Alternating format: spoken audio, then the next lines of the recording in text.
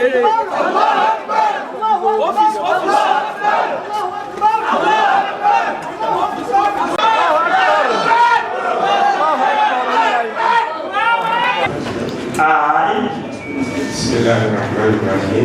Abdullah Ibrahim Semambo, swear in the name of the Almighty Allah, swear in the name of Almighty Allah, the most gracious, most merciful, the most gracious, the most merciful, that having been elected as acting mufti of Uganda, that have been elected as acting mufti of Uganda, do solemnly affirm that do solemnly affirm that I will honestly observe,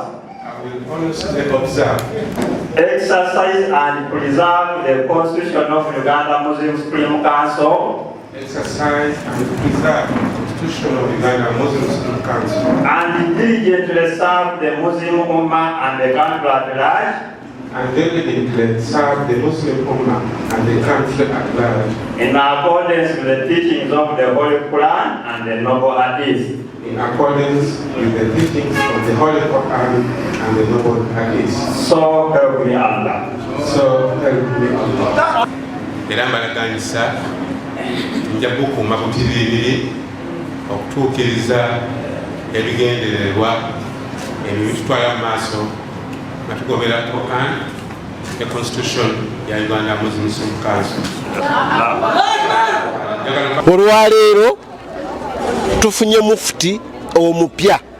Olunaku lw'eggulo twakoze resolution ne tuwumuza mufti abadde mufti kubanga katakyali mufti abadde mufti wa Uganda Muslim Supreme Council twamumuza olunaku lw'eggulo. Olunaku olwaleero tufunye mufti omupya era n'okulayira amaze okulayira yagenda okuteking over okuteeka Constitution ya Uganda Muslim Supreme Council mu nkola nga bwesaanidde okuba, okuteeka image y'Obusiraamu mu ggwanga ne mu nsi yonna obutafuuka kyakusekererwa nga bwe badde etandise okuba. Bye bintu bibiri byokka bye twagala ateekeko essira.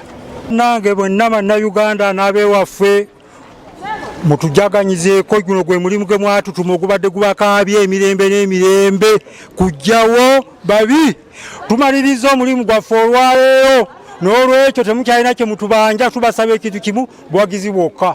Full stop. Tubeere enkyukakyuka ey'amaanyi kubanga abadde aliko bannaaye abadde nga buli kimu kyonna kyonna yakikola ki nga kwegamba ye kitongole nga ye kitongole ng'emirimu gyonna yeye makulu nga abasiraamu ffe kati ng'abaatutuma oba abasiraamu babadde asuubiranga okuba nga akulembera babadde tebakola ki nga tebakulembeddwa, tebakiikirirwa, tebaweerezebwa naye nga biriwo byonna buli kimu kyonna kyonna obuweereza bwonna ndowooza nga yamanyi aliwo okweweereza.